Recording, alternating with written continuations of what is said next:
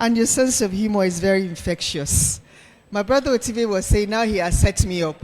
So I better make sure that as I speak to you, I continue to smile. I'll try my best. Good afternoon, distinguished leaders in government. It's an honor to be here, especially as I see some faces I have not seen in the audience for a while, like my sister, Professor Mabel.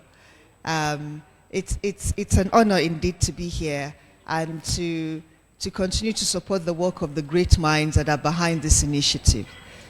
I'm from the MacArthur Foundation, as you've heard, but that's not really the reason why I'm here, or it's one of the reasons why I'm here. You know, the other probably more important reason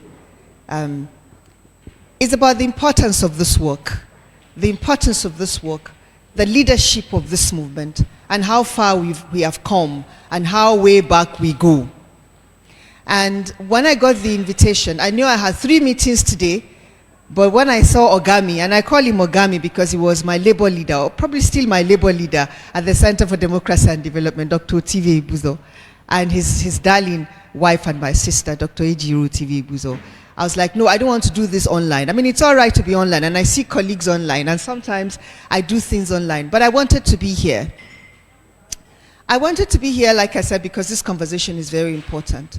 And as you can tell, I'm not a Christian, how much more being of the Pentecostal movement. I am a Muslim. But at the end of the day, we're all one. We're all human beings. And those values of what is right, those values of goodness, they're all enduring. And we all believe that the Lord God is good all the time. And this country has so much strength in terms of religiosity. And when I say religiosity, I mean we're very faithful, calling upon the name of the Lord in all ways and sometimes in vain. On Fridays, the roads are blocked. On Sundays, we're all headed to church. And yet, we're having to have this conversation around how we shun corruption. And what is it that as people of faith, we need to address. Initially at the MacArthur Foundation, we're doing work that looked at the law and looked at the systems and looked at things to do with the courts through our criminal justice work, through civil society. And then we began to learn about behavior change. Behavior change really is about what motivates people to want to do things in a certain way or not want to do it in a certain way. So what is it that motivates someone to say, I want to cut the corners? What is it that might demotivate somebody to say, I will not cut corners? Those kind of things became of interest to us. And we realized that people in our country really listen to faith leaders that they respect, and they also pay attention to role models who are not even of the faith that they respect. Sometimes it's through the entertainment sector. And that led us to make this particular grant in terms of asking ourselves, how much more can we do to support the work of the Palace of Priests Assembly to have this particular initiative. And what it's showing us is that the two are not mutually exclusive. You can have dignity and have faith. You can have wealth and you can have faith. But sometimes we hear people say that because you're a person of faith, you have to be as poor as a church rat. Or some people say to you that before you can have wealth, you must have stolen that wealth. I know people who have wealth, moderate wealth, and they have worked extremely hard for it. So I think we need to change that narrative and let people know that you really can have legitimate wealth. You can have legitimate wealth. From my humble experience, I think the problem starts when greed starts to set in. When we cannot set the boundaries. When we think we want more, we want more, we want more. I mean, we can only sleep in one bed at one time, right? How much can we eat? You get to a stage in life, I'm 54 years old. There are certain things you can't eat anymore. You shouldn't eat, even if you have the money. So what is the point of life? But we know that what we do in this world is a seed that we sow. And we know that there's an enduring goodness beyond this world. So why do we then hear this and we don't remember it and we don't put it in front of us? So every day that I wake up, I ask myself the question, what good have I done today? What more can I do? Who have I offended that I can find and I can ask for forgiveness? Because I'm only human. I would offend a lot of people. Oh, I have to stand here because you're recording. I'm sorry, you know how it is. My brother is a pastor, so I've learned to see how he navigates around the pulpit and everything. So I guess I'm also trying to copy him today and my sister.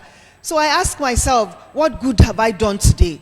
Because you have to have simple ways to check your reality. Because all around you, people think you are the wrong kind of person. Because yes, you are an outlier, but you are a good outlier. But because you are an outlier and you are ahead of everybody, people think you're mad or you're not doing what is right.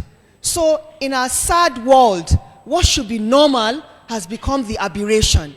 And you are now sadly that aberration, a good, honest person in government. But know that you are not wrong at all. You can be in the minority, but you're not wrong. Because this country is our commonwealth. And every time I look at our children, I say to myself, please, Lord, let them not curse us or our grandchildren when we're no longer here because of what we have done. So we must think beyond ourselves. We must think about that individual that knows nobody. Because once upon a time, we didn't know anybody. I'm a product of public schools, from my primary school, maybe for a short stint, to my university. And if those schools were not free, if I didn't have someone who said to my father, but she's your first daughter, you this northern man, put her in school. And she did not tell him she was going to sell the form. She didn't sell the form. ABU did not sell employment to me when I became a graduate assistant. They did not sell my master's form to me. Abuja did not sell my PhD form to me. Why would we sell employment? Why would we truncate the future of the children of the poor? Because what you're doing, if you're asking someone to raise ₦1 million to come and buy employment, if they had ₦1 million, they would be doing a business somewhere. What kind of business, what kind of system do you think you will have at the end of the day? If we're not enabling the children of the poor who have felt poverty, who need to rise above poverty to have the opportunity to also come into the system to change the system, we're going to be shooting ourselves in the foot. We're going to be truncating the future of our children and the future of this country. And however much our young might jackpot, I do not think they're doing jackpot because they want to. They're jackpot because they have lost hope. What does that say about us? Have you seen the way they suffer outside the shores of this country? It's a sad thing when you see people who have left this country because they have lost hope, and you see the way they suffer where they are. And so if we find ourselves in a position of hope, I don't want to talk for too long because this is a passionate subject for me, as you can tell. When you find yourself in a place where you can be of help, please be of help. For the sake of the Almighty, for the sake of your own children, and for your sake. Because when you do good, good has an amazing nature. It comes round and finds you at a time when you don't expect. When you do good for someone, don't wait for them to say thank you. That's not why you're doing it. You're doing it because it's just good to be good and it's going to find you. And when someone, you do good for them and they come to say thank you to you, tell them to pay it forward. Please pay it forward, find another good person and do so. And I would like to challenge us in our lives, in church, in our offices, in our families, in the societies that we belong to continue to think about what we're learning today. And that is the fact that it is possible to be a good soul in government. It is possible to use this opportunity, God-given opportunity, for good. Not because we want our heaven, as important as that is, but that we want to make this earth a better place for everyone. I thank you very much on behalf of the MacArthur Foundation for this opportunity.